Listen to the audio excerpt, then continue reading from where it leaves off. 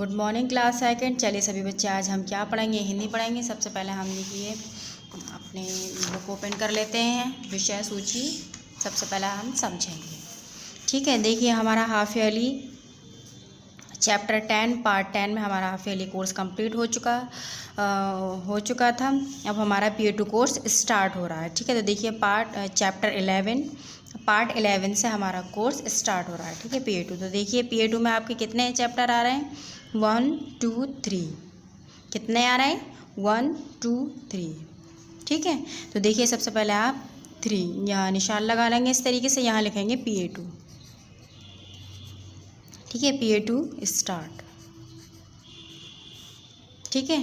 देखिए चैप्टर 11 स्वामी रामकृष्ण परमहंस, ठीक है। चैप्टर का नाम है पार्ट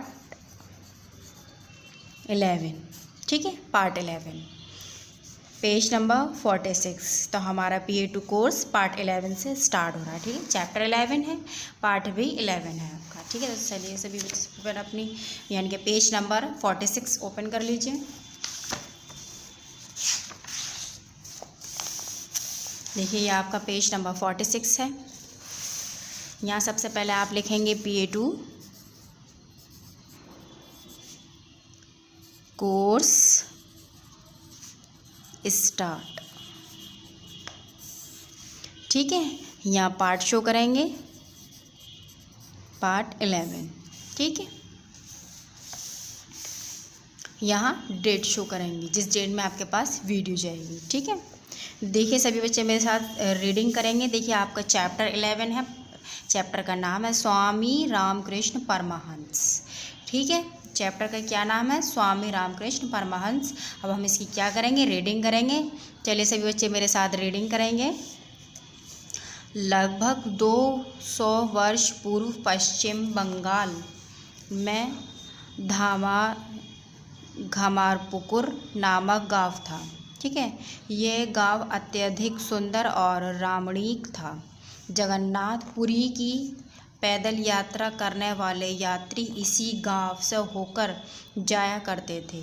इसी गांव में एक परिवार रहता था। इस परिवार में कुल 4 प्राणी थे। कितने प्राणी थे इसमें? 4 प्राणी थे, ठीक है। क्षुदीराम, चंद्रा देवी, राम कुमार और कुमारी कात्यायनी। चंद्रा देवी क्षुदीराम की धर्मपत्नी थी। किसकी पत्नी थी? क्षुदीराम की। तो पत्नी का नाम क्या था? चंद्रा देवी, ठीक है। चंद्रा देवी, राम कुमार और कुमारी कात्यायनी, ठीक है। चंद्रा देवी क्षुदीराम की पत्नी थी। राम कुमार और कात्यायनी इनके पुत्र और पुत्री थे। कौन थे? राम कुमार और कात्यायनी क्या थे? इनके पुत्र और पुत्री थे, ठीक है। क्षुदीराम और चंद्रा देवी बड़े धार्मिक विचारों के थे। किसके विचारों के थे? बड़े धार्मिक विचारों के थे कि दोनों बेटे, ठीक है। एक बार क्षुदीराम ने स्वप्न में भगवान राम को बाल रूप में देखा। किस में देखा? बाल रूप में देखा।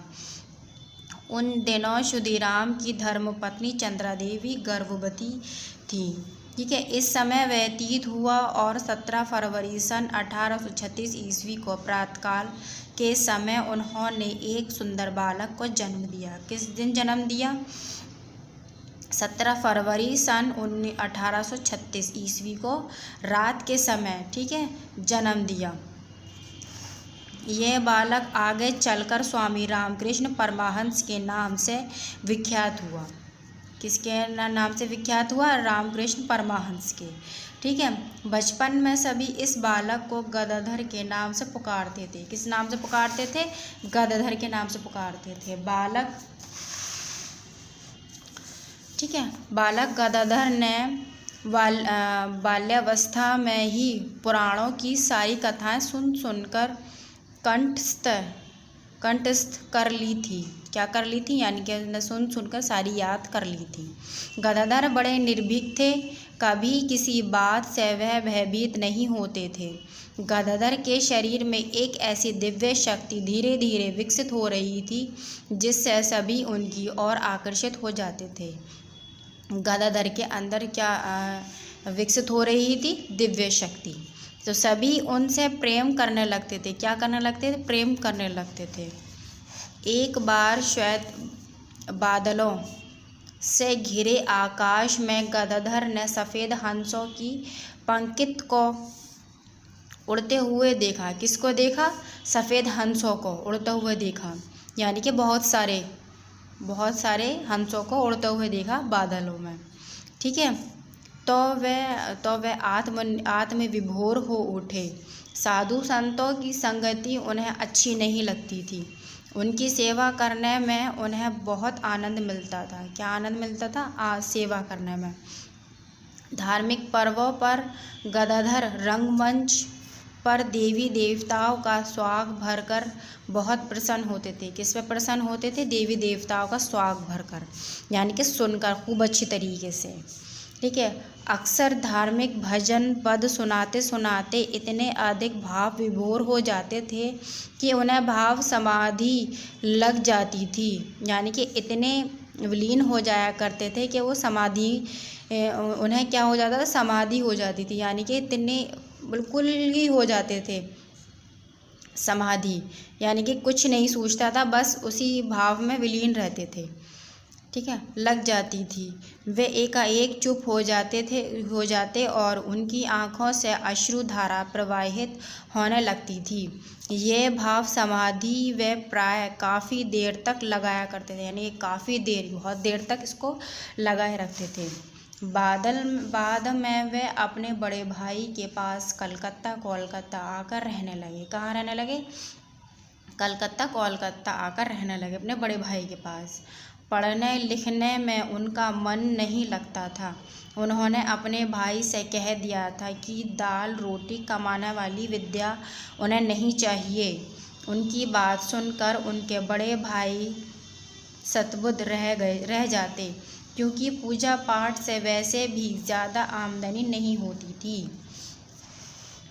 उन दिनों कोलकाता के जान बाज़ार में रासमणी नाम की एक पेज पलट लेते हैं।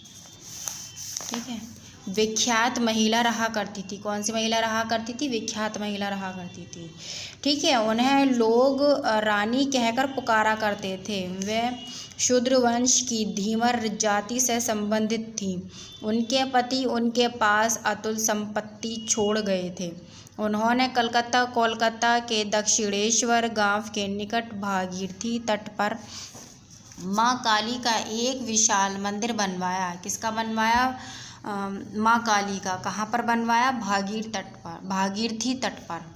ठीक है, पर शूद्र कुल